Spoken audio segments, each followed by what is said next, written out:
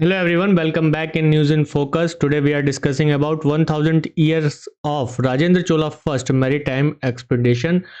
ये पेपर ये जो टॉपिक है आज का ये यूपीएससी के पेपर जीएस पेपर 1 हिस्ट्री के लिए इम्पोर्टेंट है और इसके साथ साथ जो प्रीलिम्स एग्जामिनेशन होता है उसमें जो हिस्ट्री सेक्शन है उसके लिए भी मोस्ट इम्पॉर्टेंट है, क्योंकि साउथ इंडियन जो हिस्ट्री है उससे रिलेट करके क्वेश्चंस कई बार पूछे जाते हैं, खासतौर पे उसके आर्किटेक्चर एंड एडमिनिस्ट्रेशन से।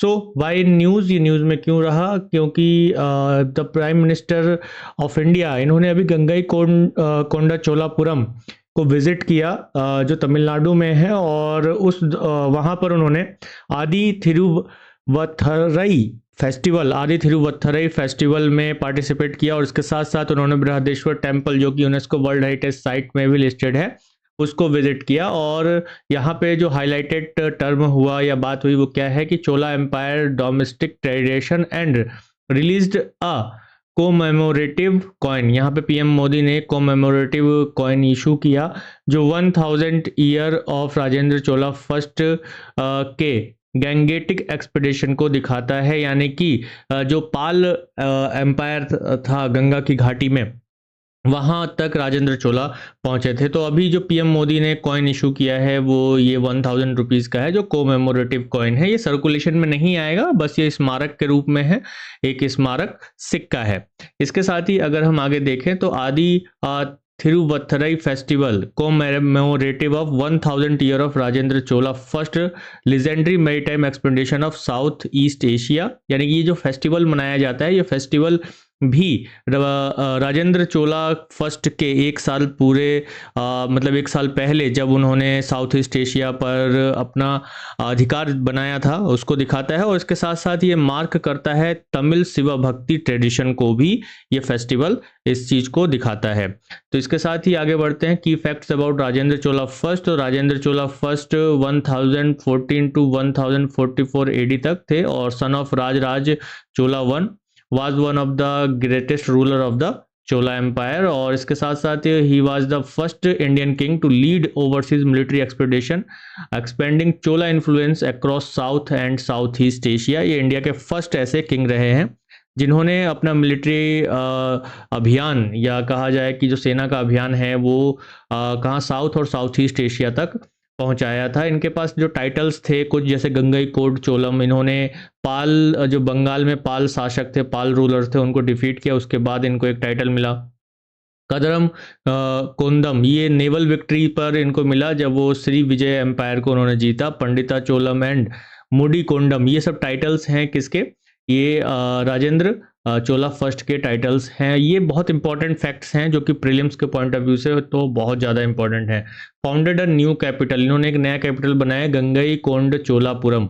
ठीक है, ये किसकी याद में बनाया था, जब इन्होंने गंगा की वैली को, यानी कि पाल जो रूलर्स थे उनको जीता था, तो उसके स्मारक में, यानी कि कोमेमोरेट हिज नॉर्दर्न कॉन्सिक्वेंस, यानी कि इन्होंने जो उत्तर भारत में अपनी जीत हासिल की थी उसकी याद में इन्होंने नया कैपिटल बनाया था। और इसके साथ साथ इन्होंने बृहदेश्वर टेम्पल भी बनवाया था जो कि चोला गंगम लेक बनाया था, जो कि अभी कहाँ है, तमिलनाडु के अरियालुर डिस्ट्रिक्ट में है, और ये यहीं पर अभी पीएम मोदी ने विजिट किया है। इसके साथ ही मिलिट्री एंड नेवल पावर्स की अगर हम बात करें तो इन्होंने जो चेरा और पांड्या रीजन पर भी कंट्रोल किया और डिफीट किया जयसिम्हा सेकंड को ऑफ वेस्टर्न चालुक्य, जो वेस्टर्न चालुक्य में रूल कर जो चालुक्यास थे वेस्टर्न उसके किंग थे जयसिम्हा सेकंड, उनको भी इन्होंने डिफीट किया। और इसके साथ साथ तुंगभद्रा रिवर पर इन्होंने कंट्रोल किया, जो कि नॉर्दर्न फ्रंटियर बनाया इन्होंने तुंगभद्रा रिवर, जो कि कृष्णा की एक ट्राइब्यूटरी रिवर है। इसके अलावा इन्होंने श्रीलंका, मालदीव, निकोबार, लक्षद्वीप, केदाह, तिमब्रिंगलिंगा और बर्मा पर भी अपना इन्फ्लुएंस दिया और इसको अपने कंट्रोल में लिया। और इसके साथ साथ establishing one of India's earliest blue water navy को भी इन्होंने एस्टेब्लिश किया था। तो ये एक इम्पॉर्टेंट रूलर थे। Trade and culture and administration की अगर हम बात करें तो under his rule Tamil merchant guide like Manigramam and Ayyavole thrives fostering trade and culture exchange with the China and South East Asia. ये चाइना और साउथ ईस्ट एशिया के साथ ट्रेड कर रहे थे और इन्होंने प्रमोट किया यहाँ पे शैविज्म को। शैविज्म यानी कि जो शिव के उपासक हुए, और इन्हीं के समय में ही नटराज टेम्पल भी बना। चिदम्बरम नटराज टेम्पल को बनाया गया, और जो नटराज की जो अभी आप मूर्ति देखते हैं, स्टैचू देखते हैं, वो भी चोला एम्पायर के समय बनाया गया था। Yet maintain religious tolerance toward Vaishnavism and Buddhism, और इसके साथ साथ इन्होंने शैविज्म को तो ये प्रमोट करते थे, यानी शिव के उपासक थे, लेकिन इसके साथ साथ इन्होंने एक तरह से सेकुलर नीति को अपनाया, धर्मनिरपेक्ष नीति को अपनाया वैष्णविज्म और बुद्धिज्म के अगेंस्ट। यानी कि वैष्णविज्म और बुद्धिज्म के अगेंस्ट नहीं थे, लेकिन शैविज्म को ये प्रमोट कर रहे थे। उनके लिए मेंटेन रखा इन्होंने टॉलरेंस को। यहाँ पर अगर आप इस मैप में देख सकते हैं तो जो चोला एम्पायर है, चोला एम्पायर का एक बहुत बड़ा रूल, जो कि अगर हम कहें तो ये इंडिया का वो रूलर थे, या ये वो एम्पायर था जिसने ओशन पर रूल किया। जैसे ये ब्लू लाइन आप देख रहे हैं तो ये ट्रेड रूट है चोला एम्पायर का, जो चाइना और साउथ ईस्ट एशिया के साथ कर रहा है। और चोला एम्पायर जो था वो ये पूरा एरिया था जिसमें आप अभी का जो श्रीलंका देख रहे हैं, तो श्रीलंका का नॉर्दर्न पूरा पार्ट जो है ये चोला एम्पायर के अंडर ही था, और चोला इन्फ्लुएंस वाला ये पूरा एरिया था। जैसे गंगपाल जो रूलर थे वो भी चोला इन्फ्लुएंस में थे, कलिंगा वाला एरिया भी, तो यानी गंगा की घाटी तक इनका रूल था। और इधर बर्मा में इनका रूल है, निकोबार पर है, इधर इंडोनेशिया का जो पार्ट है, और अदर जो कंट्रीज़ हैं अभी साउथ ईस्ट एशिया में, उन सभी पर जो रूल था या कहा जाता है जो इन्फ्लुएंस था वो चोला एम्पायर का बना हुआ था। इसके साथ ही चोला डायनेस्टी पर अगर हम एक बात कर लें तो one of the three major Tamil dynasties alongside Chera and Pandya, and among the longest ruler power in south India.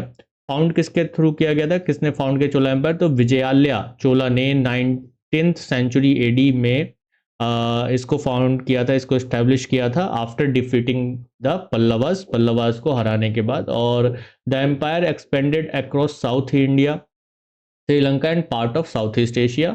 इसके साथ Rajendra Chola first and Rajaraja Chola first and Rajendra Chola first, ये दो ऐसे किंग हुए जिसने मिलिट्री जो एक्सपेंडेशन बहुत ज़्यादा किया।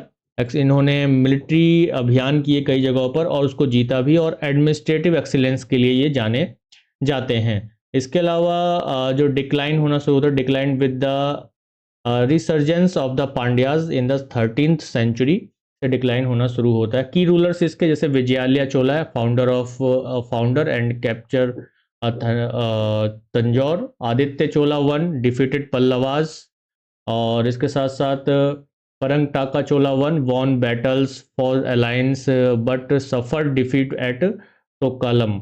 इसके अलावा राजराज चोला फर्स्ट, इन्होंने बृहदेश्वर टेम्पल को बनाया और एक्सपेंडेड एम्पायर को इन्होंने एक्सपेंड किया। देखो बृहदेश्वर टेम्पल जो है राजराज चोला से बनना शुरू होता है बृहदेश्वर टेम्पल, और राजेंद्र चोला तक आके वो कंप्लीट होता है, तो इसलिए दोनों में ही देखा जाता है। बट आपको ध्यान रखना है कि राजराज चोला वन ने बिल्ड किया बृहदेश्वर टेम्पल। राजेंद्र चोला वन इन्होंने कंटिन्यू किया राजराज फर्स्ट की लिगेसी को, और इन्होंने नेवल कॉन्सिक्वेंस को भी बहुत ज़्यादा बढ़ावा दिया। फिर उसके बाद कोलुथुंगा चोला वन आए, और इन्होंने एडमिनिस्ट्रेशन को काफ़ी मजबूती दिया, ट्रेड को प्रमोट किया। राजराज चोला सेकंड जो आए, ये mark the decline of the Chola empire, और यहीं से चोला एम्पायर का डिक्लाइन होना शुरू हो जाता है। सो अगर आप देखेंगे तो आर्किटेक्चर यहाँ पर जितने भी टेम्पल्स बने वो टेम्पल्स द्रविड़ स्टाइल के हैं। मोस्टली इंडिया में अगर आप टेम्पल्स देखेंगे तो तीन मेजर स्टाइल होते हैं, लाइक नागर स्टाइल, द्रविड़ स्टाइल, बेसर स्टाइल। तो यहाँ पर एक क्वेश्चन ऐसे ही 2012 का मैंने लिया है ताकि एक आइडिया भी लगे आर्किटेक्चर को लेकर। तो the Nagara and Dravida and Besara are the three main racial group of the Indian subcontinent, three main linguistic division into which the languages of India can be classified, three main style of Indian temple architecture, three main musical gharanas prevalent in India। तो answer क्या होगा इसका?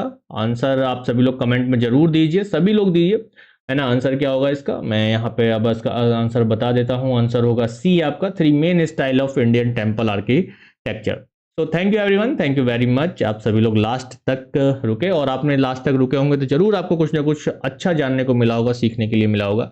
सो आप लोगों को अच्छा जानने और सीखने को मिला है तो अफेयर्स ग्रेड को अपना प्यार दीजिए, लाइक कीजिए सेशन को और शेयर कर दीजिए अपने दोस्तों में। इसके साथ साथ सब्सक्राइब करना ना भूलें। आप मुझे इंस्टाग्राम पर भी फॉलो कर सकते हैं k.त्रिभुवन। पीडीएफ और अदर इंफॉर्मेशंस के लिए आप मुझे टेलीग्राम पर ज्वाइन कर सकते हैं अफेयर्स ग्रिड के थ्रू। मेरा नाम त्रिभुवन जे सिंह है। तो एक बार फिर से आप सभी का थैंक यू। जय हिंद।